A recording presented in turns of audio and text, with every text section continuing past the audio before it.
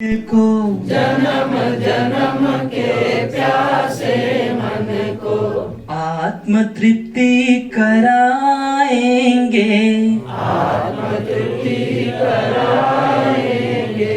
हरि ओम हरि ओम हरि ओम हरि ओम हरि ओम हरि ओम हरि ओम हरि ओम। सतगुरु स्वामी बनकर ज्ञानी, सतगुरु स्वामी बनकर ज्ञानी ज्ञान जगाने आए हैं, ज्ञान जगाने आए हैं। जन्म जन्म के बंधन से, जन्म जन्म के बंधन से कैवल्य मुक्ति दिलाएंगे, कैवल्य मुक्ति दिलाएंगे। हरि ओम हरि ओम हरि ओम हरि ओम हरि ओम हरि ओम हरि ओम हरि ओम।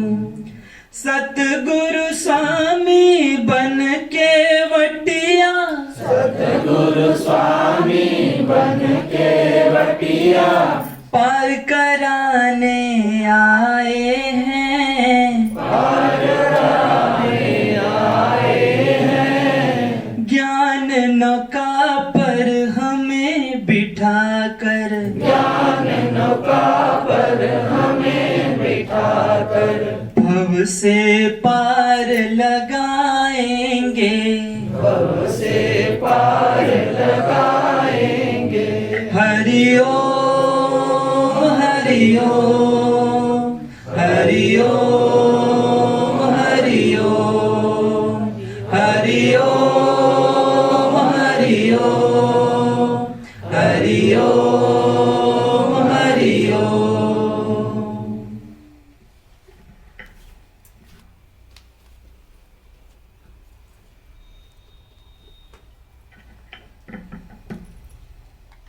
सभी श्रोताओं के रूप में विद्यमान सच्चिदानंद दिव्य आत्माओं को प्रणाम।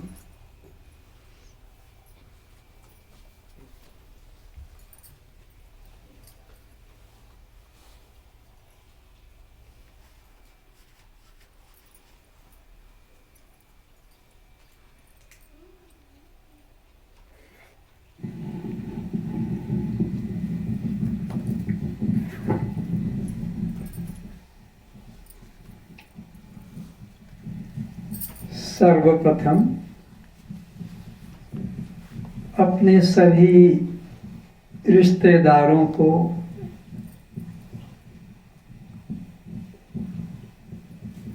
इस कक्ष के बाहर कर दें। केवल अंदर आप आए हैं, केवल अंदर अकेले आए हैं। कोई मेरा नहीं और मैं भी किसी का नहीं, कोई मेरी नहीं कोई मेरे नहीं, मैं अद्वितीय आत्मा हूँ। तो सबसे पहला ये काम करें, सबको बाहर कर दें मन ही मन में और अंदर अकेले आ जाएं। और अब नेत्रों को बंद कर लें, सरलता से सहजता से बहिर्मुख जो दृष्टि थी उसे अंतर्मुखी कर लें और नेत्र द्वार को बंद कर दें। अब इन नेत्र द्वारों को बंद रखेंगे, बीच में खोल खोल कर दिखेंगे नहीं कि कौन आया। जिसको आना है वो आ जाएगा, जिसको जाना है चले जाएगा। आप अकेले आए हैं, आपको अकेले जाना है। किसी को भी साथ नहीं लाए हैं और किसी को भी साथ नहीं ले जाएंगे। कितनी संपत्ति इकट्ठी करके रख लेते हो, रात दिन मेहनत करते हो और टाइम करते हो, कैसे अधिक पैसा अधिक ताकि मैं अधिक बड़ा बंगला बना लूं, अधिक ऊंची कार ले आऊं, अधिक ऊंचे कीमती घर के सामान ले आऊं, अधिक से अधिक अलंकार को धारण करूं। लेकिन जब यहाँ से जाओगे तो किस किस चीज को लेकर जाओगे उसकी भी तो लिस्ट बना लो। 4 दिन की यात्रा पे जाते हैं तो लिस्ट बना लेते हैं, मेरे साथ में क्या क्या साड़ी, सूट, धोती, कपड़ा, शेविंग का सामान, मेरी दवा का डब्बा, खाने का इत्यादि। 4 दिन के लिए जाते हो, उसके लिए 7 दिन पहले लिस्ट बना लेते हो। 4 दिन के लिए यात्रा। आपको तो ऐसी यात्रा पे जाना है कि लौट के इस घर में नहीं आना है, तो फिर उसकी कितनी बड़ी लिस्ट होगी, कितनी बड़ी तैयारी होगी। तुम कितनी भी बड़ी तैयारी करो, कितनी भी बड़ी लिस्ट बनाओ, ये ले जाऊंगा, वो ले जाऊंगा, लेकिन मृत्यु तुम्हारी एक एक चीज को यहीं गिरवा देगी, यहीं छीन लेगी।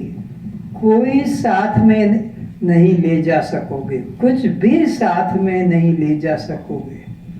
जब इतना परिश्रम करके हम और ये सब सामान एकत्रित करते हैं और ये हमारे साथ कुछ भी नहीं जाएगा, तो क्यों इनके लिए दुखी होते हैं, क्यों इनके लिए हम इतने परेशान होते हैं, क्यों राग द्वेष करते हैं, क्यों लड़ाई झगड़ा करते हैं, क्यों शत्रुता कर लेते हैं। ये जमीन मेरी, ये वस्तु मेरी, ये पद मेरा, यह मेरा, लेकिन तुम्हारे साथ कुछ भी तो नहीं जाने वाला है।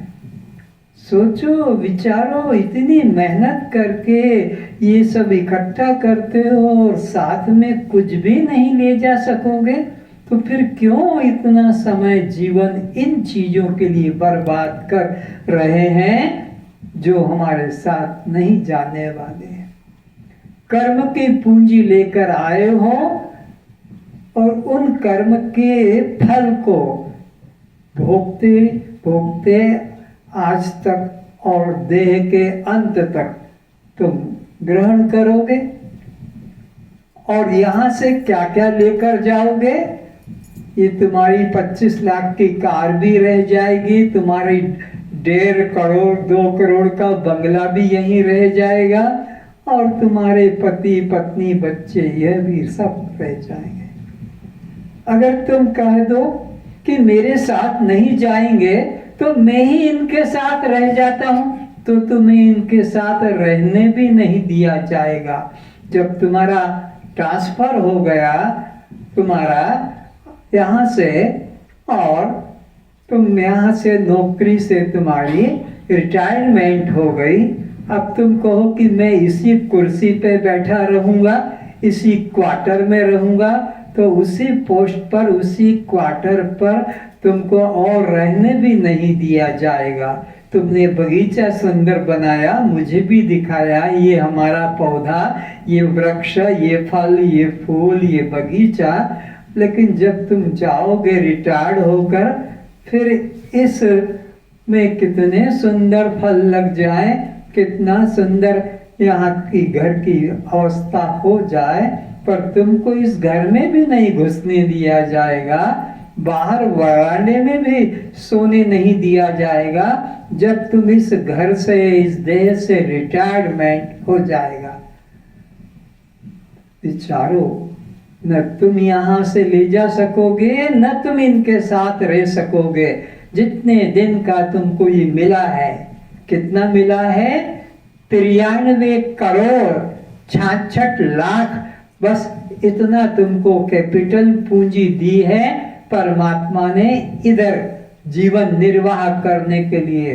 93 करोड़ 93 करोड़ 66 लाख 66 लाख, इतना ही बस तुम उपयोग करोगे, इससे कम नहीं कि ज्यादा नहीं। तो इसलिए अब बाहर के विषयों से मन को हटा लो। जिसके लिए परमात्मा ने जीवन दिया है, जिसके लिए देवता तरस रहे हैं, इस देव दुर्लभ मानव जीवन में हमें फिर क्या करना है? वह नहीं जो हम अभी करके आ रहे हैं। क्या करके आ रहे हैं? जो पशु जीवन में, क्योंकि इसके पहले तो पशु पक्षी कीट पतंग यक्ष किन्नर राक्षस भूत प्रेत यही तो थे। क्या किया वहां? आहार, निद्रा, भय और मैथुन। ये जीवन उन्हीं 4 कामों में नहीं लगाना है। एक और अलग काम है जो इस जीवन में ही होता है, जो देव योनि में और किसी योनि में नहीं होता है। वो क्या है? आत्म अनुसंधान, सेल्फ रियलाइजेशन। मुंह किए मैं कौन हूं, हु एम आई, इसकी जानकारी और अनुभव के लिए ही बस ये मिला है। पर हम लगे हैं धन संग्रह में। बाप अलग ढंग से कमा रहा है, बेटा अपने ढंग से कमा रहा है, तो बहू अपने ढंग से कमा रही है, तो उनके भी बेटे अपने ढंग से कमा रहे हैं और गिनते जा रहे हैं। 1 करोड़, 2 करोड़, 5 करोड़, 10 करोड़। पर अवस्था क्या होगी? ये कोरोना से शिक्षा मिल रही है। हॉस्पिटल में पति पड़ा है, पत्नी जाकर बात नहीं कर सकती। पत्नी पड़ी है, पति जा नहीं सकता, बात नहीं कर सकता। तुम्हारे घर तुम्हारे बेटे को नहीं लाने दिया जाएगा, तुम्हारे पति को, पत्नी को भी तुम्हारे घर में नहीं लाने दिया जाएगा, तुमको उसको देखने नहीं दिया जाएगा, छूने नहीं दिया जाएगा, क्योंकि अब वो हॉस्पिटल में एडमिट हो चुका है। अब तुम्हारे वो वस्तु हाथ की नहीं, निकल गई। अब तुम घर में रोते रहो कि कुछ भी करो। ये संसार ऐसा ही है। संसार को शिक्षा दे की शिक्षा ये कोरोना से मिल रही है। ये कोई किसी के काम नहीं आएगा जब एक दिन यहाँ से निकलना होगा। जब जाएंगे यहाँ से, भजन शुरू करो।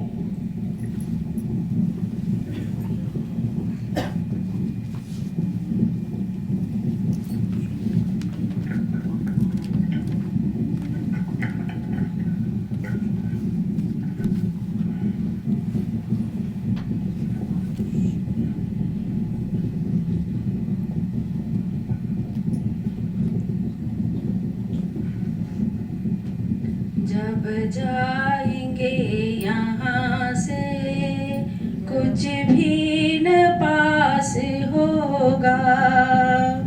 जब जाएंगे यहाँ से कुछ भी न पास होगा। 2 गज का एक टुकड़ा वह भी न साथ होगा। 2 गज का एक टुकड़ा वह भी न साथ होगा। जब जाएगा जब आएगा निमंत्रण, जब आएगा निमंत्रण, रुक पाएंगे ना एक क्षण, रुक पाएंगे ना एक क्षण। रह जाएंगे पड़े सब, रह जाएंगे पड़े सब। धन को सोर कंचन, धन को सोर कंचन। जब जाएंगे यहाँ से, जब जाएंगे यहाँ से कुछ भी न पास होगा, कुछ भी न पास होगा। 2 गज का एक टुकड़ा, 2 गज का एक टुकड़ा वह भी न साथ होगा।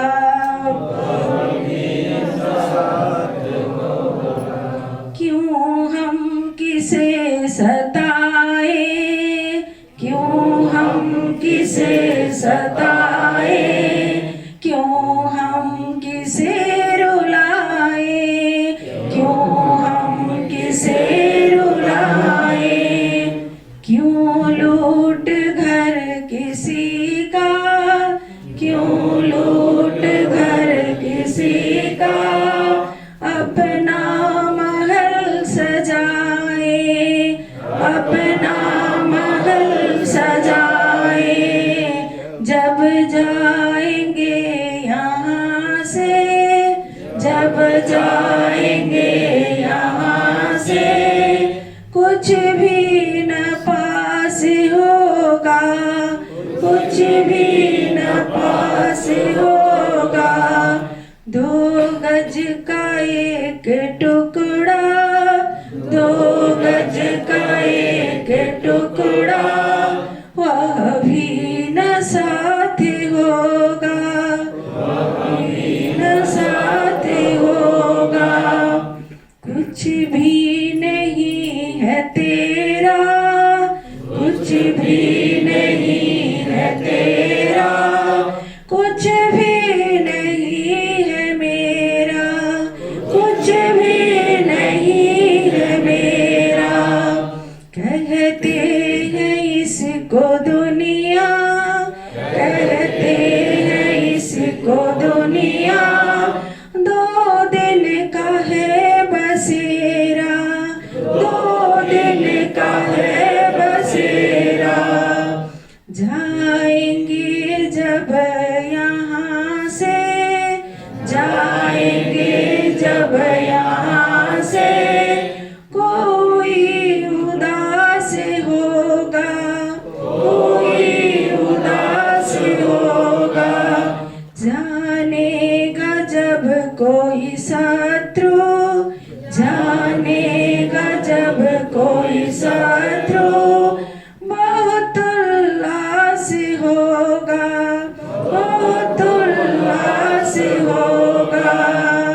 जब जाएंगे यहाँ से, जब जाएंगे यहाँ से, कुछ भी न पास होगा, कुछ भी न पास होगा। 2 गज का एक टुकड़ा, 2 गज का एक टुकड़ा, वह भी न साथ होगा, वह भी न साथ होगा। आए थे जब तुम रोते, आए थे जब तुम रोते, किया सबने नाच गाना, किया सबने नाच गाना। अब हंसते यहाँ से जाना, अब हंसते यहाँ से जाना, रोता रहे जमाना, रोता रहे जमाना। अब विचार करते चले इसी भजन के सहारे से कि ये दुनिया किस प्रकार की है, यहाँ का जीवन किस प्रकार का है, किस लिए आए हैं, क्या कर रहे हैं। बाप भी अपने बेटे को ऐसी लाइन में डालना चाहता है कि वो लाख लाख रुपया आगे जाकर कमा कर जीता रहे, कमा कर भेजता रहे। कौन सी लाइन में डालें ताकि यह अधिक से अधिक धन संग्रह करे, बस ये विचारधारा होती है और जीवन इसी में लगा देते हैं। पर मैं अपने बच्चे को ऐसी लाइन में डालूं कि इसका जीवन धन्य हो जाए और मेरा बच्चा पैदा करना भी धन्य हो जाए, इस पर कोई माँ बाप, बिरले माँ बाप चिंता करके अपने बच्चों को पहले खुद अपने को उस लाइन में डालते हैं, फिर अपने बच्चों को भी उसी ही लाइन में चलाते हैं, क्योंकि उन्होंने अपने जीवन का, मानव जीवन का लक्ष्य समझा है और वो अपने बच्चों को भी उसी तरफ डालते हैं। लेकिन कितने माँ बाप यहाँ पर हैं जो अपने को उसमें डाले हुए हैं और अपने बच्चों को भी उसी में लगाते हैं। हाँ, बच्चों को लगा देते हैं जो तुम्हारी इच्छा हो, अंडा खाओ, मुर्गी मछली खाओ, सिनेमा जाओ, पिकनिक मनाओ, तुमको जो करना है करो, अब हम तुम्हारे जीवन में दखल नहीं डाल सकते, डाल भी नहीं सकते हो। तुम्हारी वो मानने को भी तैयार नहीं, तुम कितना मनाओ। तो ये संसार कैसा है विचारो, और ये जीवन तुम्हें मिला है उस पर तुम कितने चल रहे हो। अब इसको देखो, हम 7 दिन की डॉक्टर की दवा खाते हैं, उसमें देखते हैं कि हमारा ज्वर कितना कम हुआ, खांसी कितनी कम हुई, पेट का सिर का दर्द कितना कम हुआ, हमारी लैट्रिन में क्या परिवर्तन आया कि उतना ही अधिक हमें जाना पड़ता है, डॉक्टर को बता देते हैं। और अब इधर देखो कि कितने दिन हो गए ये वेदांत क्लास सुनकर, वेदांत ज्ञान सुनकर कितने वर्ष बीत गए, कितने शिविर अटेंड कर लिए। ये भी तो देखो कितना मेरा क्रोध गया है, कितना मेरा काम गया है, कितना मेरा लोभ मोह गया है, कितना मेरे मन से राग द्वेष निकला है, कितना मेरे मन से भेद बुद्धि निकली है। ये तो देखो, देखा कि न काम गया है, न क्रोध गया है, न लोभ और मोह गया है, न राग द्वेष गया है, न मेरे मन से कोई भेद बुद्धि गई है। उसी तरह हूँ, उसी तरह हूँ। तो फिर ये सत्संग हुआ ही नहीं, ये सत्कर्म हुआ ही नहीं। तुम्हारा सत्कर्म, तुम्हारा सत्संग इसी बात से प्रमाणित हो जाएगा कि तुम्हारे जीवन में क्या परिवर्तन लाए हो। अगर तुम्हारे जीवन में आध्यात्मिक जगत में कुछ परिवर्तन नहीं आया तो तुमने जीवन में सत्संग किया ही नहीं है। इसलिए अपने इस देव दुर्लभ जीवन को बाहर के विषयों में मत फंसाओ। बाहर का जो जीवन विषय है, शब्द स्पर्श रूप रसगंध, ये तुम्हारे जीवन निर्वाह का साधन है, ये तुम्हारे कल्याण का साधन नहीं है। सारी दुनिया के विषय तुमको अकेले को मिल जाए, सारी दुनिया के विषय अकेले तुमको भी मिल जाए तो भी तुम शांत होने वाले नहीं हो, नहीं हो। इंद्र जैसे को शांति नहीं मिली तो तुम और किससे ऊपर कहाँ जाकर शांति पाओगे। संसार के विषय तुम्हारे बाहर के जीवन निर्वाह के साधन है, ये शांति के साधन नहीं। शांति का साधन तुम्हारे अंदर है, क्योंकि परमात्मा तुम्हारे अंदर है और वही शांति सागर है, वही आनंद सागर है। उसको पाकर ही तुम कभी चेष्टा करोगे, अनुभव करोगे तो शांति वही मिलेगी। बाहर तो जीवन निर्वाह का साधन है, कितना भी करो बस जीवन निर्वाह कर सकोगे। इसलिए थोड़े में संतोष करो और अधिक से अधिक अपने आत्मचिंतन में मन को लगाओ, तभी जीवन सार्थक हो सकेगा। परमात्मा के लिए आपको कहीं बाहर जाना नहीं, वो बाहर की वस्तु भी नहीं, क्योंकि वो अखंड है। और अखंड उसे ही कहेंगे जो सब देश में, सब कालों में और सब रूपों में विद्यमान रहता है। तो जो सब देश में है तो फिर तुम्हारे देश में भी है, और जब तुम्हारे देश में है वो तो तुम्हारे प्रांत में भी वह है। जब तुम्हारे प्रांत में वो है तो तुम्हारे जिला में भी वो है। तुम्हारे जिला में अगर है तो फिर तुम्हारे नगर में भी है, और तुम्हारे नगर में भी है तो तुम्हारे वो घर में भी है। अगर तुम्हारे घर में नहीं, दूसरे घर में है तो फिर वो अखंड कहाँ हुआ। अगर तुम्हारे नगर में नहीं, दूसरे नगर में है तो फिर वो अखंड नहीं है।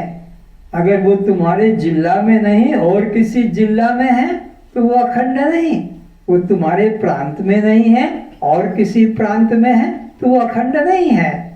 वो तुम्हारे देश में नहीं, अन्य देश में है तो वो अखंड नहीं। और वो तुम्हारे लोक में नहीं तो फिर वो अन्य लोक में है, वो अखंड नहीं।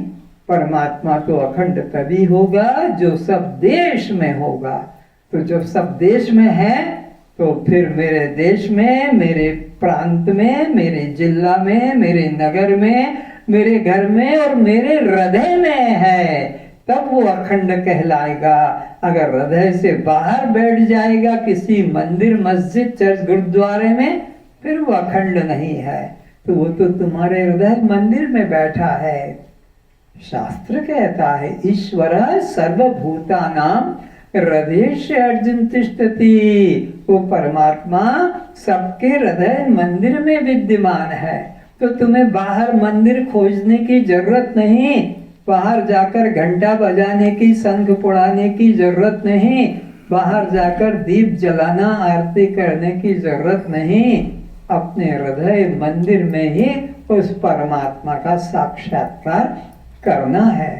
वो परमात्मा एक देश की वस्तु या साकार वस्तु, कोई व्यक्ति नहीं है। व्यक्ति के लिए यात्रा करना पड़ता है, देश के लिए यात्रा करना पड़ता है, जिला के लिए, प्रांत के लिए यात्रा करना पड़ेगा। एक प्रांत से दूसरे प्रांत में, एक जिला से अन्य जिला में, एक देश से अन्य देश में, या एक गांव से अन्य गांव में, एक घर से अन्य घर में, क्योंकि परिच्छिन्न है। पर परमात्मा तो आकाश की तरह अपरिच्छिन्न है। आकाश के लिए आपको यात्रा नहीं करना होगी, घर से बाहर नहीं जाना होगा, छत पर नहीं जाना होगा, पहाड़ पे नहीं चढ़ना होगा तुम्हारे को। वो तो तुम्हारे ही अंतःकरण के अंदर विद्यमान है। तो इस तरह से परमात्मा जब अखंड है तो बाहर की यात्रा को अब मन से निकाल दो कि अभी बद्रीनाथ, केदारनाथ, रामेश्वर, जगन्नाथ, अयोध्या, कैलाश कहीं जाना ना। किसी स्थान को देखना है, किसी प्राकृतिक सौंदर्य को देखना है तो तुम कहीं भी जाओ, लेकिन आनंद के लिए, परमात्मा के लिए कहीं जाने की जरूरत नहीं। वो तुम्हारे हृदय में ही है, सब काल में है। तो फिर वो जो सब काल में है वो सतयुग में ही है ऐसा मत सोचो कि उस युग में तो विष्णु हुआ था, त्रेता में तो राम हुआ था, द्वापर में तो कृष्ण हुआ था, अब कलयुग में तो कुछ हुआ ही नहीं। ऐसा विचार मत करो। परमात्मा नित्य है, नित्य होने के नाते वो सब काल में है। तो सब काल में है तो सतयुग में भी है, त्रेता में भी है, द्वापर में भी है, और कली काल में, कलयुग में भी है। और वो पूरे कलयुग में है क्या आधे कलयुग में है? अगर आधे में होगा तो फिर वो अखंड नित्य नहीं होगा।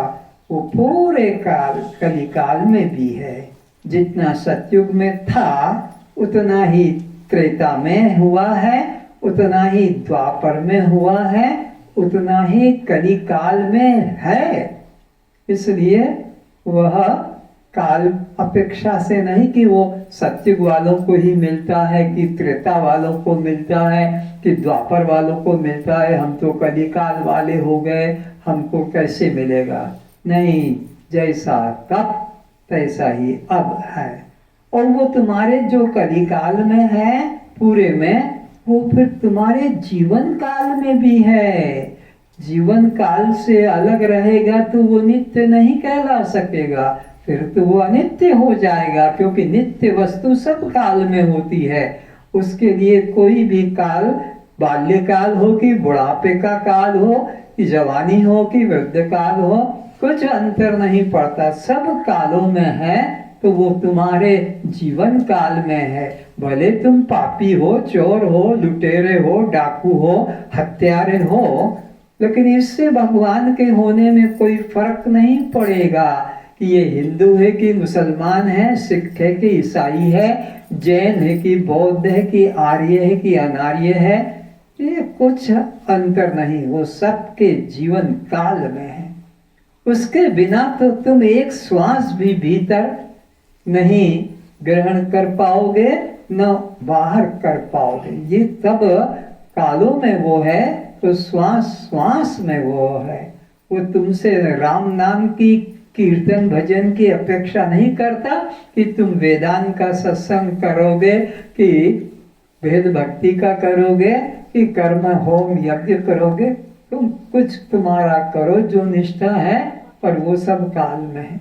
वो तो चोरों के साथ चोरी करने तक जाता है, हत्यारों के साथ हत्या करने जाता है, वही तो कुठार उठाता है और गर्दन पर मारता है, वही तो बंदूक की गोली को छोड़ता है।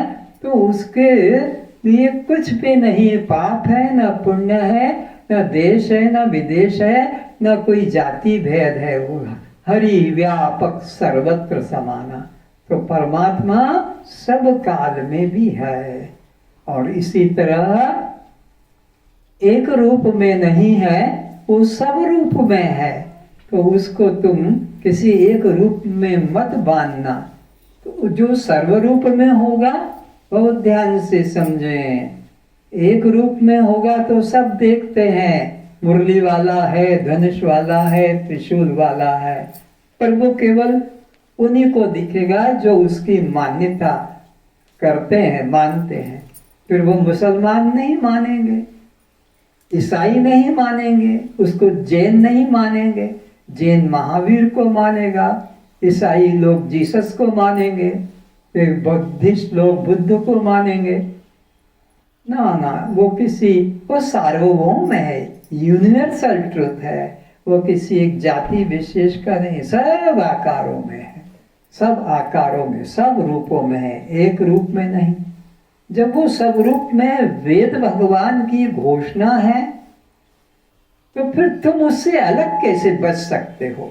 सोचो, इसी पॉइंट पे विचार करो, इसी पॉइंट पे सब शिक्षित लोग हो, विचार करो कि जो वो सब रूप डिक्लेयर कर दिया कि एको देवो सर्वभूतेषु गूढ़ सर्वभूतेषु, तो तुम क्या उससे अलग हो सकते हो?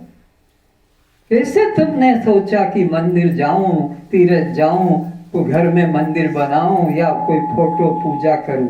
अरे जब वो सब रूप में है, घोषणा कर रहा है, तो फिर तुम ही हो, तुम ही हो, तुमसे वो भिन्न नहीं है, तुमसे वो अलग नहीं है। और यही तुम पाप करते हो, मंदिर जाने का, तीर्थ जाने का, चित्र मूर्ति रख कर पूजा करने का, प्रार्थना करने का, ये पाप ही कर रहे हो। पर तुम अपने को बड़ा भगत मानते हो, बड़ा ध्यानी मानते हो, तुमने उसको अन्य माना कि बस तुमने पाप शुरू कर दिया। परमात्मा के सब रूप है तो तुम भी वह हो, तुम उससे अलग नहीं हो। अब न तुम्हें ध्यान करना है, न जप करना है, न माला करना है, न पूजा करना है, न पाठ करना है, न मंदिर जाना है, न तीर्थ जाना है, न अष्टांग योग साधन करना है, न कुंडलिनी जागृति करना है, न तुम्हें चक्र भेदन करना है, न प्राणों को वृंद वृंद में ले जाना। ये सब कर्म कांड की कोई जरूरत नहीं। कब तक जरूरत थी इन साधनों की? जब तक सद्गुरु नहीं मिला। तो ये सारे साधन तो सद्गुरु मिलाने तक के लिए काम आते हैं, मिलाने तक के लिए उपयोगी है। अगर सद्गुरु नहीं मिला है तो जरूर करना, माला, पूजा, पाठ, तीर्थ, मंदिर, व्रत, उपवास, ध्यान, धारणा, समाधि जरूर जरूर करते रहना जब तक प्राण है। पर जब सद्गुरु मिल जाएगा तब तुम्हें किसी प्रकार के किंचित साधन की जरूरत नहीं होगी, क्योंकि भगवान कहते तस्य कार्यम न विद्यते, उसके लिए अब कोई कार्य करना, कोई साधन करना कर्तव्य नहीं है। क्योंकि जिस जगह जाना था वहां तुम पहले से ही रहते हो, और जिसे तुम्हें पाना था वो तुम स्वयं ही हो। दोनों बातें दिमाग में रखो। जहां हम पहुंचना चाहते थे यात्रा करके, वहां तो हम पहले से ही रहते हैं। तो अब यात्रा करके पहुंचने की दिमाग से बात निकाल दो। बद्रीनाथ, केदारनाथ, रामेश्वर, जगन्नाथ, मनोरंजन के लिए तुम कहीं भी जाओ, सारी दुनिया तुम्हारी है। चाहे कश्मीर जाओ, कि नैनीताल जाओ, कि ऊटी जाओ, कि कहीं और जाओ, देखने के लिए, मनोरंजन के लिए। लेकिन परमात्मा के लिए तुम्हें कहीं यात्रा करने की जरूरत नहीं। वो परमात्मा तो तुम्हारे ही अंतःकरण में विद्यमान है। तो परमात्मा वस्तु हमसे भिन्न नहीं, अखंड होने से हमसे वह अलग नहीं है, और नित्य होने से हमारे श्वास श्वास से भी जुड़ा हुआ है, और सब रूप होने से हमसे वो अन्य रूप में नहीं, सब रूप उसी के हैं। एक रूप होगा तो वो सर्वव्यापी नहीं हो सकता है, एक रूप होगा तो एक देशी होगा, वहाँ जाना होगा, फिर उसको भी एक मान्यता के लोग मानेंगे, दूसरे लोग नहीं मानेंगे। लेकिन ये जो परमात्मा है, सार्वभौम परमात्मा, यूनिवर्सल ट्रुथ, यह तो कण कण में विद्यमान है, अणु अणु में विद्यमान है, जर्रे जर्रे में है, वो किसी एक जगह एक का नहीं है। तो सब रूप उसी के हैं। तो जितने यहाँ बैठे हैं ये सब किसके रूप हैं? बोलो बोलो, परमात्मा रूप है। परमात्मा के रूप नहीं, परमात्मा रूप ही है। परमात्मा से हम अलग नहीं है, क्योंकि हमने अखंड परमात्मा की सत्ता को माना, वेद उपनिषदों के आधार पर की हरि व्यापक सर्वत्र समान, वो सब जगह समान है। तो फिर हमसे दूर अलग नहीं, और सिया राम में सब जगह है, तो फिर हम सिया राम से अलग कैसे अपने को घोषित कर सकते हैं? और हमने अगर अपने को सिया राम से, परमात्मा से अलग घोषित किया, यानी परमात्मा से शत्रुता पैदा की है। हम परमात्मा से शत्रुता निभा रहे हैं कि तू अलग है, हट मेरे से, उधर उधर जा, मंदिर में तीर्थ में हट यहाँ से। तुम तो अपमानित कर रहे हो, पूजा कहाँ कर रहे हो, प्रार्थना कहाँ कर रहे हो? जब उसको अलग कर दिया तुमने अपने से, उस अखंड सत्ता को, और प्रार्थना कर रहे हो इन पत्थरों की मूर्ति के आगे जाकर, हाथ जोड़ रहे हो, किससे हाथ जुड़वा रहे हो? मुर्दा हाथ उठा पाएगा? मुर्दा बोल पाएगा? मुर्दा देख पाएगा? तो जीवित में ये जो देखना और बोलना चलना हो रहा है, ये किसके द्वारा? उसी ब्रह्म के सहारे, उस राम के सहारे। ये मुर्दा पुतला तुम्हारा देह, उसके सहारे काम कर रहा है। तो मंदिर में जाकर प्रार्थना करना, ये चैतन्य परमात्मा का अपमान करना है। चैतन्य परमात्मा के हाथ जुड़वा रहे हो उस पत्थर की मूर्ति के आगे कि मेरी रक्षा करना। अरे उस पत्थर की मूर्ति की तो तुम रक्षा करते हो, उसके लिए खरीद कर लाते हो, मंदिर बनाते हो, ऊपर छत ढालते हो, उसकी रक्षा के लिए, झाड़ू पोछा के लिए अलग रखते हो, उसकी निलाने धुलाने के लिए कुछ और एक व्यक्ति का इंतजाम करते हो कि वो भोजन बनाता है, उसके लिए व्यवस्था। ये तो हैंडीकैप है, ये तो अपंग है, ये तुम्हारी क्या रक्षा करेगा? इसकी तो तुम्हें रक्षा करना है। चोर चुरा ले जाएगा तो पुलिस में रिपोर्ट करोगे कि मेरे भगवान को कोई चुरा ले गया है, कितने केजी का था, गले में क्या पड़ा था, हाथ में क्या था, अब उसकी रिपोर्ट कराना पड़ेगी। बिल्ली भी कभी मुख में ले जाती है, उस पे लपटा रहता है मीठा, तो बिल्ली उठाकर ले गई और तुम देखते हो मेरे ठाकुर, मेरे बाल गोपाल कहाँ चले गए, कहाँ चले गए? तो घर में नहीं मिले, रो रहे हो, और फिर पता लगा कि घोड़े पे मिल गए। वो बिल्ली ने घोड़े पे जाकर उसको थूक दिया था। ये तुम्हारे भगवान नहीं, भगवान तुम हो, क्योंकि सब रूप उसी के हैं, तो कोई भी रूप उससे अलग नहीं। ऐसी अपने अंदर विश्वास जगाओ। पर ये कब जगेगा? जब तुम सद्गुरु पर और सत्य शास्त्रों पर विश्वास रखोगे।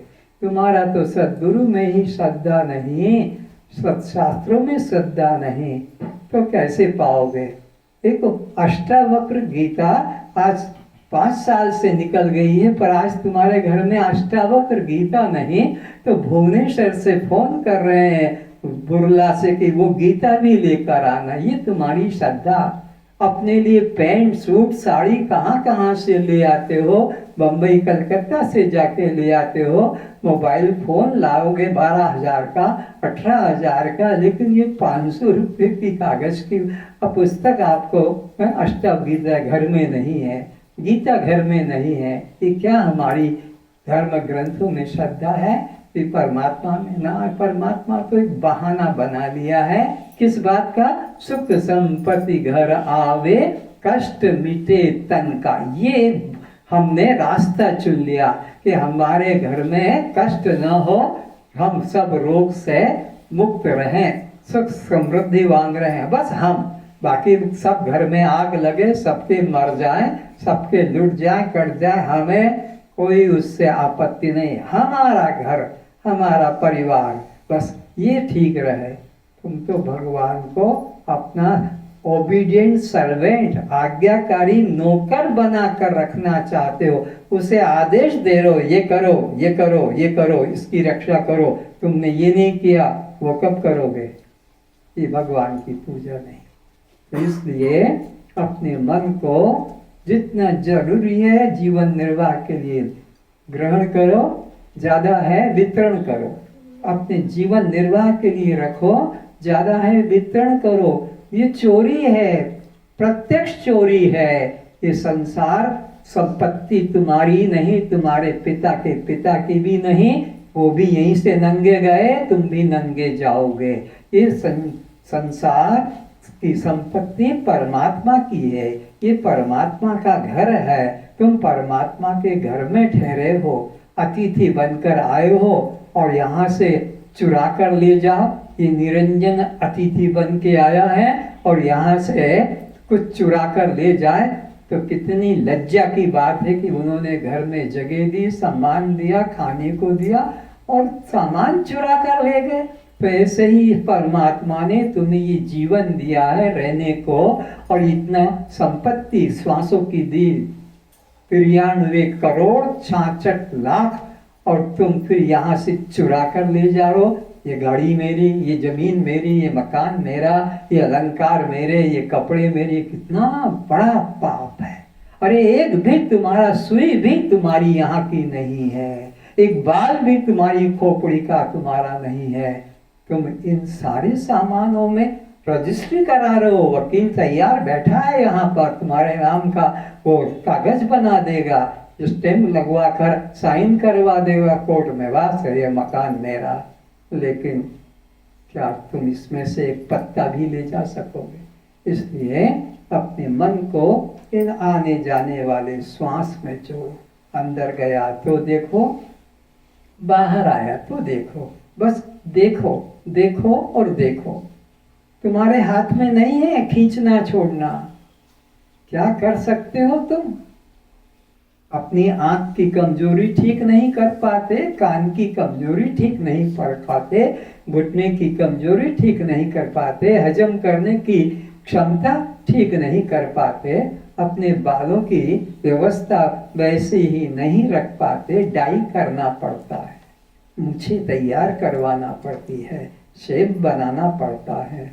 क्या है तुम्हारे हाथ में? घमंड तुम्हें बहुत है, मैंने ये किया, मैंने वो किया। तुम कुछ नहीं कर, तुम केवल देख सकते हो, देखने वाले हो, देखते रहो। श्वास जा रहा है, आ रहा है, तुम उसके साक्षी रहो। तो क्या होगा? राग द्वेष नहीं बनेगा। और तुम कुछ भी करो, पूजा करो, पाठ करो, मंत्र माला करो, ध्यान करो, समाधि, तुम साक्षी नहीं रहोगे, कर्ता बन जाओगे। अच्छे के भी कर्ता बनोगे और बुरे के भी कर्ता बनोगे। पुण्य पाप तुम्हारे साथ लगा रहेगा और तुम्हें नरक स्वर्ग भी बना रहेगा।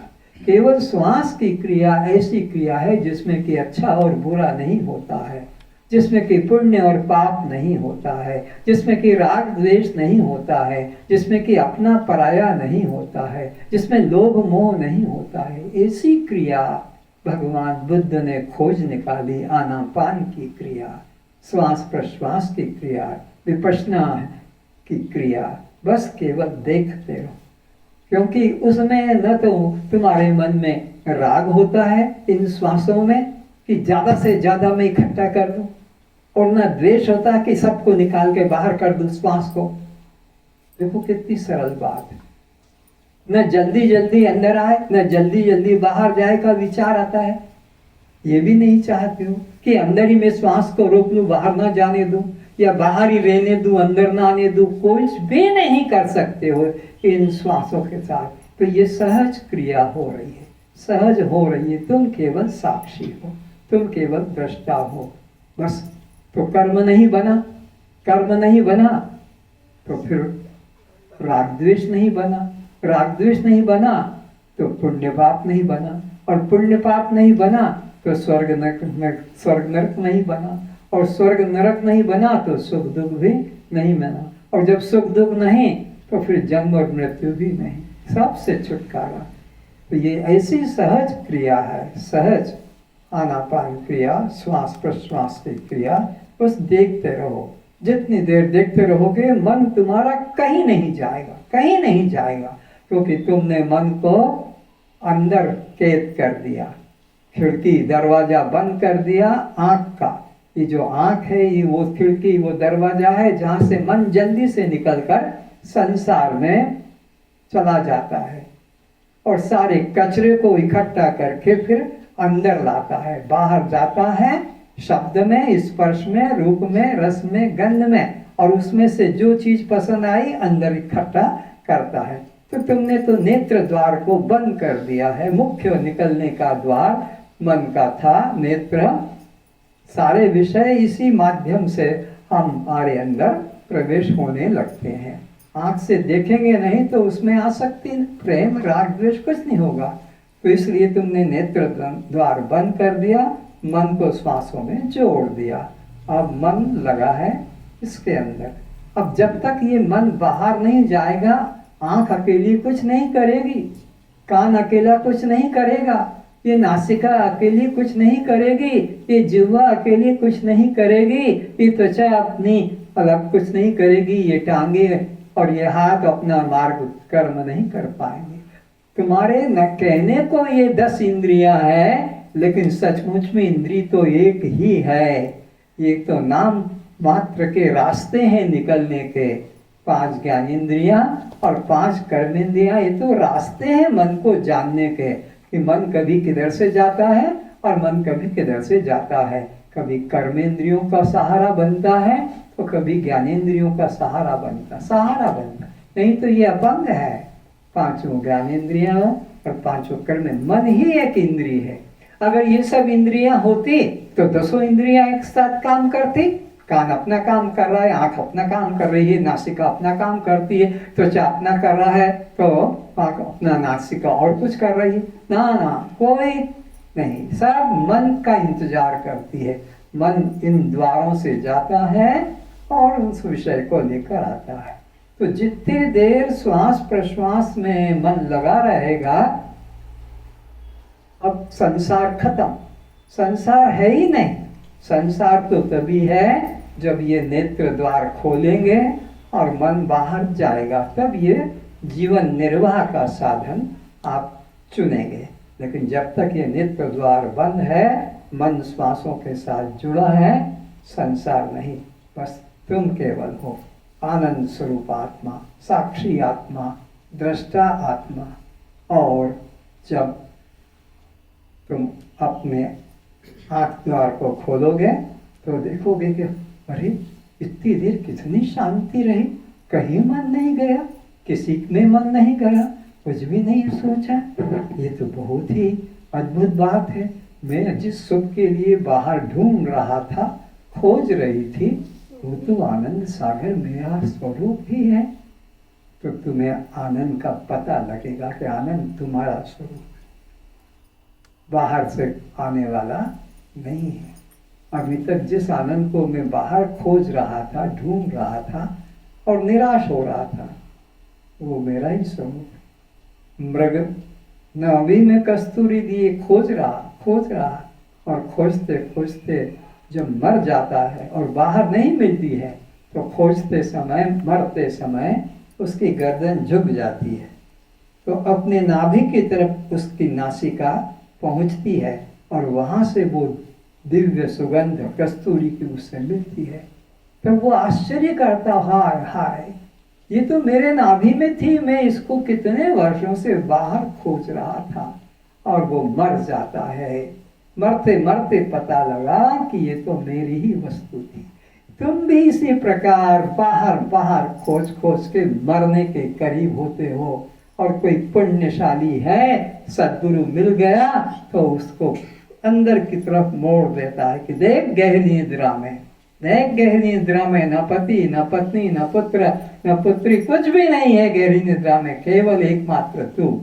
और अनुभव करके कहता है रात में सुख से सोया, बड़ी मीठी नींद आई। ये सुख, ये मीठी नींद न स्त्री की थी, न पति की थी, न पुत्र की, न पुत्री की, न धन की, न संपत्ति की, न नौकरी की, न पोस्ट की, न किसी भी की नहीं। अपना शरीर के सौंदर्य या विरूप का भी वहां भान नहीं था कि मैं स्त्री हूं कि मैं पुरुष हूं, ये भी महाबोध नहीं था। सबसे केवल मैं, केवल मैं। और जब आंख खुली तो ये मेरा, मेरी और मेरे का बाजार इकट्ठा हो गया। बैठे तो सब, कोई मेरा बनाकर, कोई मेरी बनाकर, किसी को मेरा, मेरी, मेरे बनाकर। ये सारा बाजार ही दुखदाई है। यही तुम्हें रुला रहा है, यही तुम्हें भगा रहा है, यही तुम्हें 84 में भटका रहा। इन्हीं की वजह से तुम भटक रहे हो। मेरा की वजह से, मेरी की वजह से, मेरे की वजह से तुम भटक रहे हो। जब तक मेरा, मेरी, मेरा रहेगा तब तुम शांति को प्राप्त नहीं हो सकोगे। क्योंकि गहरी नींद में एक भी नहीं था। ये मेरा और ये मेरी और ये मेरे और मैं केवल था। कैसा था? आनंद घन, आनंद घन। किसी की जरूरत नहीं थी। मिस्री को अपनी मधुरता के लिए किसी की जरूरत नहीं है। रस घन, रस घन, रस के अलावा कुछ भी नहीं है। गुण में रस के अलावा कुछ भी नहीं है। आंखों में रस के अलावा कुछ भी नहीं। उनको अपनी मधुरता के लिए कोई अन्न की अपेक्षा नहीं। पर मिठाइयों को तो आप कुछ भी बनाओ, मिठाई तो तभी मीठी बनेगी जब इनको ये गुण या रस या शक्कर मिलेगी, तब ये रसमय हो जाएंगी, तब ये मधुमय हो जाएंगी। और मिश्री को, गुड़ को किसी की जरूरत नहीं। इसी प्रकार ये मन को शब्द, स्पर्श, रूप, रस, गंध जब मिलते हैं तो ये आनंदमय हो जाता है, आनंदमय हो जाता है, फूलता है, हंसता है, नाचता है, आनंदमय हो जाता है। इसके मन के अनुकूल मिल गया शब्द, स्पर्श, रूप, रस। पर गहरी निद्रा में केवल मैं, केवल मैं। वहां कोई मेरा, मेरी, मेरे नहीं, लेकिन आनंद घन हूं। मिश्री की तरह आनंद घन हूं। और यह जीवात्मा मिठाइयों की तरह आनंदमय होता है पदार्थों के माध्यम से। मिठाइयाँ मधुर होती है शक्कर गुड़ के माध्यम से। अगर शक्कर गुड़ मिठाई के लिए ना हो तो फिर मिठाई नीरस हो जाती है। ऐसे ही अगर मन के अनुकूल जीवात्मा को उसके विषय न मिले तो जीवन नीरस लगता है उसको। मेरा जीवन में कोई रस नहीं, कोई आनंद नहीं। न बेटा है, न पत्नी है, न पति है, न मकान है, न कोई नौकरी है, न खाने का।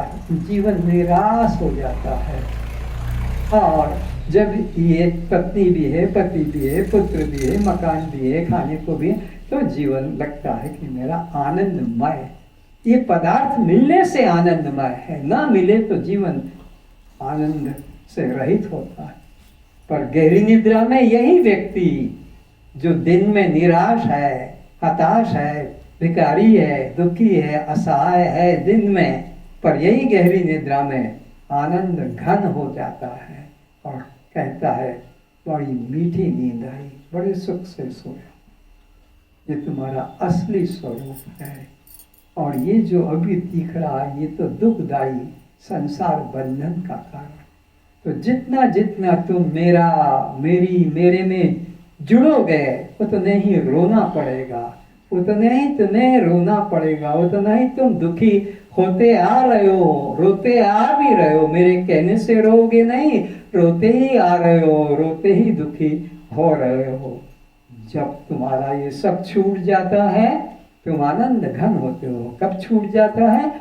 गहरी निद्रा में। वहाँ कोई भी एक भी देखने को नहीं जिसको तुम कह सकोगे ये मेरा है, ये मेरी, या मेरे। शरीर तक भी तुम्हारा नहीं, औरों की बात तो जाने।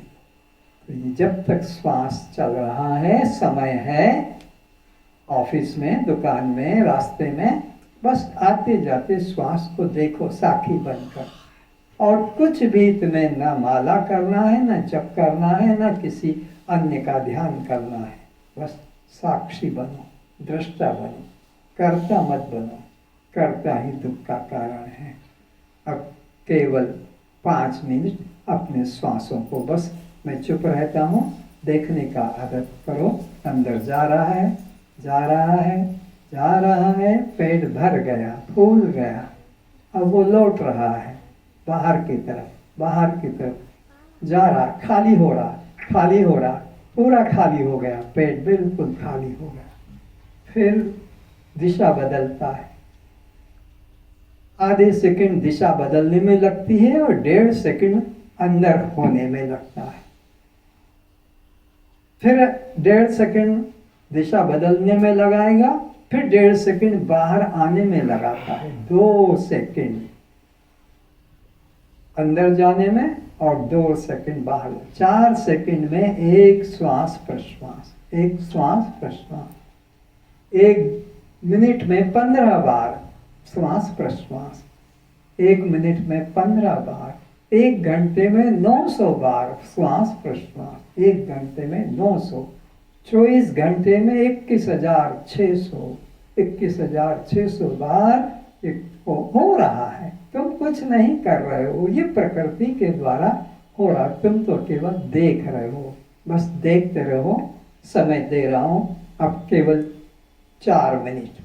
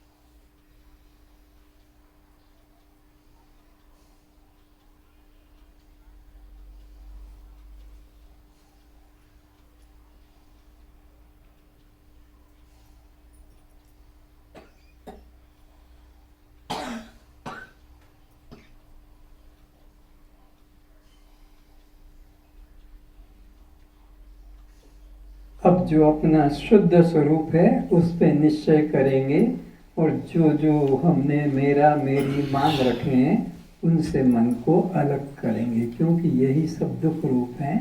तो जो मेरा स्वरूप है, शुद्ध रूप साक्षी, उसमें ही बस हम अपने अहम को, मैं भाव को जोड़ेंगे और जो जो मेरा मेरी है उनसे हटाएंगे। शुरू करते हैं। नाहं मनुष्यो न च देव यक्षो,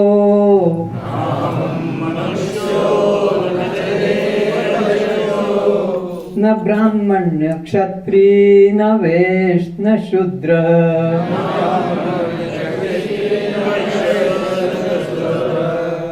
न ब्रह्मचारी न गृही न वनस्थो,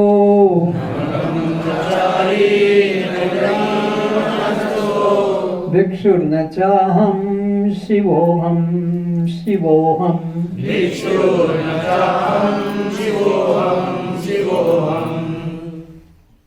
केवल बोलना नहीं है, अपने को इसमें उतारना है, इस विचार में कि ये जितने जितने मेरा मेरी मेरे हैं इनसे हटाओ और चिदानंद रूप शिवोहम शिवो, बस मेरा कल्याण स्वरूप साक्षी स्वरूप यही है। दृष्टा स्वरूप मेरा है, न मैं ब्राह्मण न मैं क्षत्रिय न वैश्य न शूद्र, न मैं गृहस्थी हूँ न वानप्रस्थी हूँ, न मैं सन्यासी हूँ न ब्रह्मचारी। ये सब बंधन के कारण है, इनको निकालो और केवल एक ही रहे कि मैं दृष्टा साक्षी आत्मा हूँ। मनो बुद्धि अहंकार चित्तानि नाहं,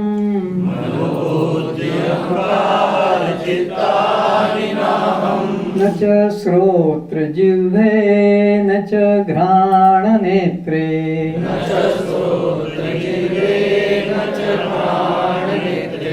न च व्योम भूमि न तेजो न वायु,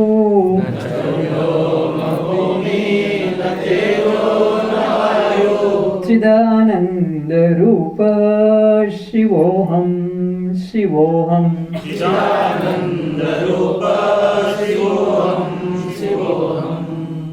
केवल बोल कर न छोड़ें, इस पर विचार करना है कि ये मन, ये बुद्धि, ये चित्त, ये अहंकार, जिसको मेरा मन, मेरी बुद्धि, मेरा चित्त, मेरे विचार, ये जहाँ तक तुमने जोड़ रखे हैं, नाहम, ये मैं नहीं हूँ, इटमुनु है, ये मेरे नहीं, ऐसा मन में भाव भी आए साथ साथ।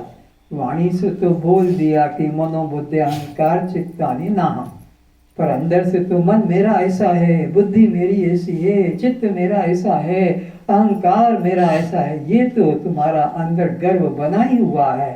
तो फिर ये झूठा हो गया बोलना मनोबुद्धि अहंकार चित्तानि नाम। जिसको नाहम कह दिया फिर उसमें अहंकार कैसे करोगे, जिसको नाहम कह दिया। इसी प्रकार ये 5 तुम्हारी ज्ञानेंद्रियां, जिसको कि तुम नाम नाम कह रहे हो बार बार नाम, लेकिन मेरे तो कान ऐसे हैं, मेरी तो आँख ऐसी है, तो मेरे तो श्वास ऐसा चल रहा है, तुम तो चित्त में, मन में, बुद्धि में, सब में फंसे हुए हो और बोल रहे हो कि ये मैं पांचों नहीं हूँ। झूठी प्रार्थना है, खेल हो रहा है बरसों से इसी सत्संग के नाम, वेदांत सत्संग के नाम, शब्दों को रट लिया, भजनों को रट लिया, प्रार्थनाओं को रट लिया, खटाखट तोते की तरह, सुआ की तरह उत्तर दे देते हो कि दृष्टा साक्षी आत्मा है, लेकिन अंदर तो यही है कि मैं ब्राह्मण हूँ, मेरे गले का पहनता कहाँ चला गया, कि मैं क्षत्रिय हूँ, मेरी तलवार कहाँ है, कि मेरा चाकू कहाँ है, कि मैं तो वैश्य हूँ, मेरा तराजू तुला कहाँ है, यार्ड कहाँ है। ऊपर से बोलते हो ना, तुम अपने जीवन के साथ धोखा कर रहे हो। तुम ये नहीं हो, उनसे मन को हटा दो। जिसको मेरा कह दिया बस वहां से अलग हो जाओ, जिसको मेरा कह दिया वहां से अलग हो जाओ, जिसको मेरी कह दिया वहां से अलग हो जाओ, जिसको मेरे कह दिया वो मुंह से मेरे, बस हट जाओ वहां से। ये मेरा ये मेरी और मेरे ही तुम्हारे दुख के और बंधन के कारण है। घर से अलग मत होना, घर से अलग मत करना, व्यवहारिक जीवन वैसा ही रखना, पर अंदर से इस कचड़े को, इस मल को निकाल कर अलग कर दो, डस्टबिन में डाल दो, ज्ञान अग्नि में झोंक दो, भस्मीभूत कर दो। मन का एक खेल है, ये शरीर के बाहर का व्यवहार का नहीं है, अंदर कई बात है। तो ये 5 ज्ञानेंद्रिय भी तुम नहीं हो, और ये 5 भूत जिनसे बने हैं, ये तुम्हारा 25 तत्व वाला शरीर, और ये 19 तत्व या 17 तत्व वाला सूक्ष्म शरीर, और ये अज्ञान कारण शरीर, ये सब तुम नहीं हो। तुम इनसे अलग क्या हो? चिदानंद रूप शिवोहम शिवोहम।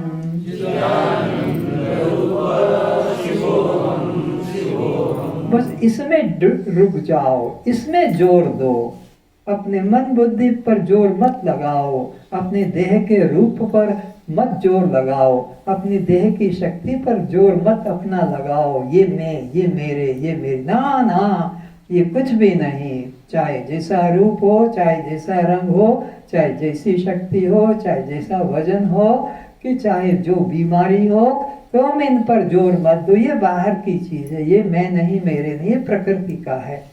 मैं तो प्रकृति से अलग केवल साक्षी मात्र, दृष्टा मात्र हूँ। ऐसा विचार अंदर करना है। खाली तोते की तरह रट लिया और बोल दिया।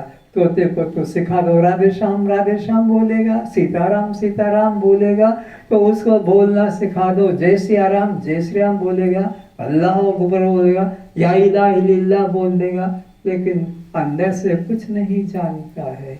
तो इसी तरह तुम भी अंदर से तो अपने को दृष्टा साक्षी नहीं जानते हो, अंदर से तो सब ये कचरे को ही मैं मान रखा है। न मे प्राण संज्ञो न वै पंचवायु,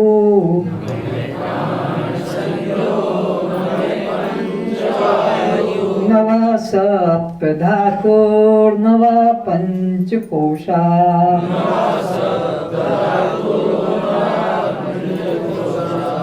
न वाक्पाणिपादं न चोपस्थपायु,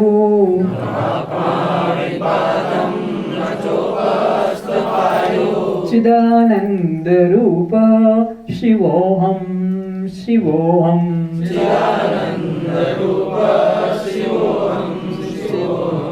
फिर विचारो, ये विचार का विषय है। अविचार कृतो बंधो विचारेण मोक्षो भवति। पैंगल उपनिषद कहता है अविचारेण बंधो, अविचार से ही ये बंधन बना हुआ है।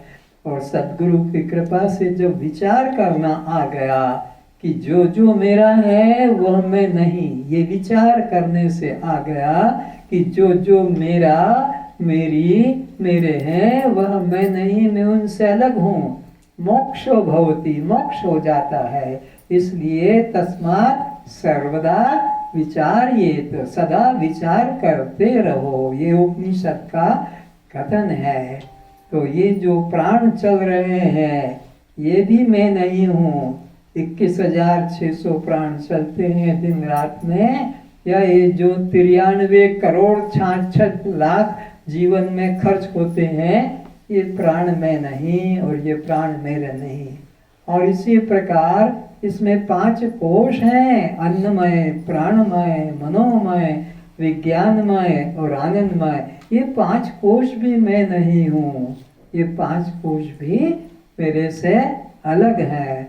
और इसमें 5 कर्मेंद्रियां हैं, वाक् पाणि उपस्थ गुदा, ये भी मैं नहीं और ये भी मेरे नहीं है। और ये 7 धातुओं से बना शरीर, पिता माता के रज वीर्य का ये जो पिंड बना है, ये 7 धातु, और ये 7 धातु से बना शरीर भी मैं नहीं हूँ। मैं तो केवल दृष्टा साक्षी आत्मा हूँ। इसलिए मैं इन सब से अलग हूँ। न धर्म, न अर्थ, न काम, न मोक्ष, ये मेरा कुछ भी नहीं है। न मे राग द्वेषो न मे लोभ मोह,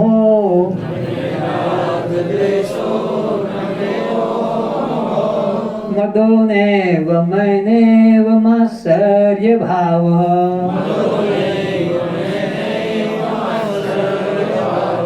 न धर्मो न चार्थो न कामो न मोक्षः,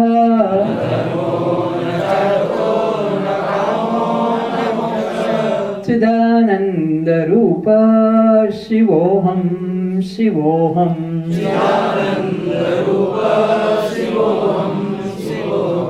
न मेरे मन में राग द्वेष है, न मेरे मन में काम क्रोध लोभ मोह है।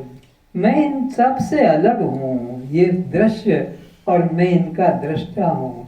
इसलिए यह धर्म अर्थ काम मोक्ष इसी जीव के साथ है। मैं तो जीव का साक्षी, जीव का प्रकाशक हूँ।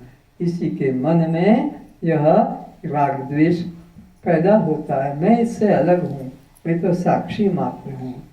हाँ, मेरे को धर्म चाहिए, न अर्थ न काम न मोक्ष। मैं तो नित्य शुद्ध बुद्ध मुक्त सच्चिदानंद आत्मा हूँ।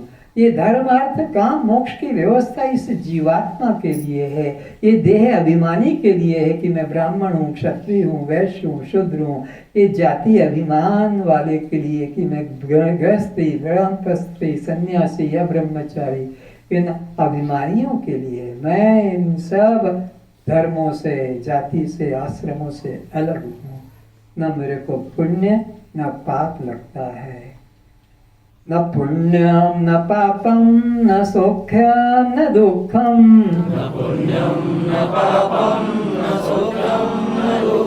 न मंत्रो न तीर्थ न वेदा न यज्ञ,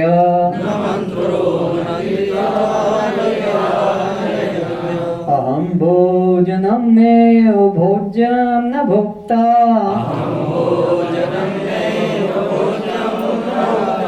चिदानंद रूप शिवोहम शिवोहम,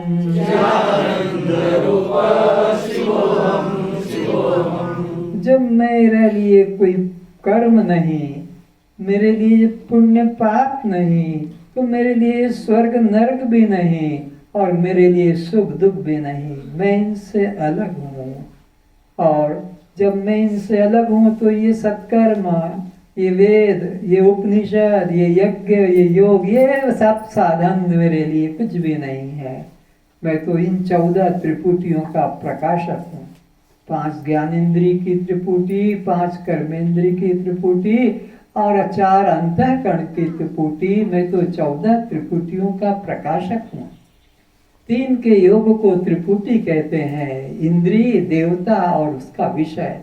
और इन त्रिपुटियों का धर्म है पटुता, मंदता, अंधता। कभी तो ये इंद्रियां अपना अपना ठीक काम करती है, मैं केवल जानता हूँ। कभी इंद्रियों का कम काम होता है, मैं केवल जानता हूँ। कभी इंद्रियां बिल्कुल काम नहीं करती, मैं तो केवल जानता हूँ। तो मैं तो इनसे अलग हूँ, कल्याण स्वरूप आत्मा, चैतन्य आत्मा हूँ। मेरे लिए कुछ नहीं।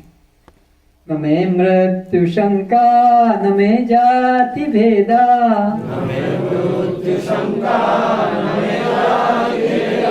पिता नैव मैनेव माताश्च जन्म,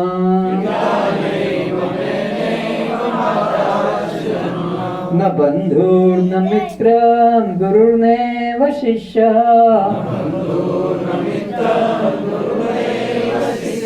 चिदानंद रूप शिवोहम शिवोहम,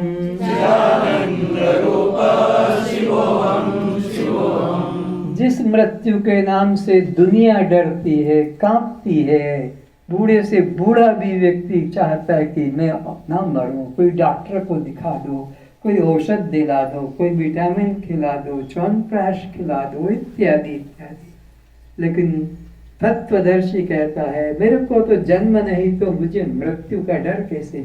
जिनका जन्म का अहंकार है, मैं इतने वर्ष की हो गई, मैं इतने वर्ष का हो गया, अब मरना है, एक दिन तो प्राण निकलेंगे, वो देह अभिमानियों के लिए मृत्यु भयभीत करती है। मेरा तो जन्म नहीं तो मृत्यु की मुझे डर भी नहीं।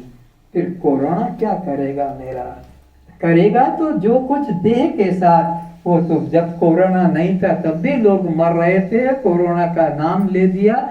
मरना तो सबका निश्चित है, वो बीमारी आए या ना आए, चाहे बीमारी लेकर कोई के प्राण जाए तो कोई बीमारी के बिना प्राण जाए, सबको ही मरना है। राम को भी मरना पड़ा, बिना बीमारी के कृष्ण को भी मरना पड़ा, सबको मरना ही पड़ता है, भीष्म पितामह को भी और हिरण्यकश्यप को भी।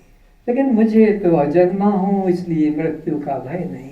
और जब मेरा जन्म नहीं तो कौन मेरी माँ है और कौन मेरा पिता, कौन मेरा भाई बंधु? कोई मेरे भाई बंधु भी नहीं है। और यहाँ तो यहाँ कोई मेरा गुरु भी नहीं है और मैं किसी का शिष्य भी नहीं हूँ। गुरु शिष्य तो जीव भाव से धारण किया जाता है कि मुझे बंध है, गुरु मुक्ति दिलाता है, पर मैं तो जीव का भी साक्षी हूँ, कल्याण स्वरूप आत्मा हूँ। ये भाव मन में रहे तो फिर अहम निर्विकल्पो निराकार रूपो,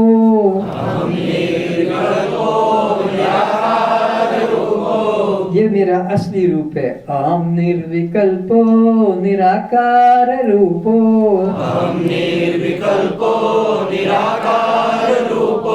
विभु व्याप्त सर्वत्र सर्वेन्द्रियाणाम,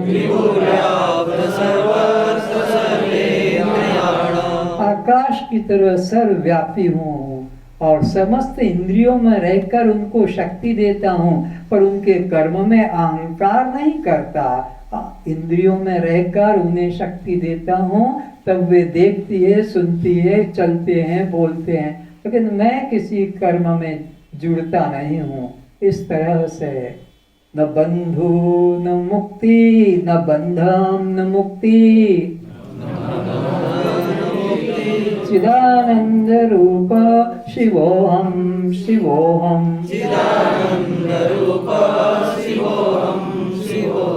अहम निर्विकल्पो निराकार रूपो,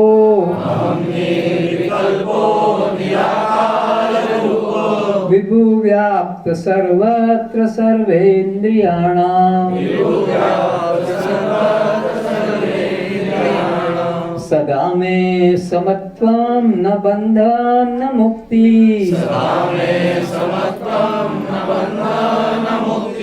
ऐसा मेरा स्वरूप है। आत्मा को कौन बांधेगा? आत्मा किससे मुक्ति लेगी? सदा में समत्वम बंधम न मुक्ति, चिदानंद रूप शिवोहम शिवोहम, चिदानंद रूप शिवोहम शिवोहम,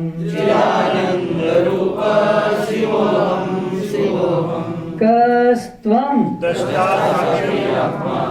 कस्त्वं,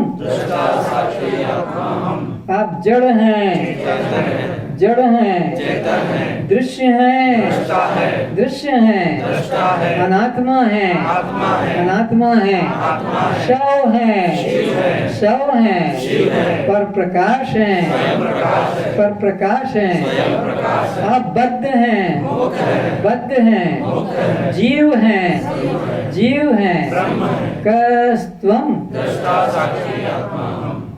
सभी सरलता से अपने आँखों को खोलें, दोनों हाथों को मलें और अपनी आँखों पर थोड़ा हल्का सा सेक कर लें।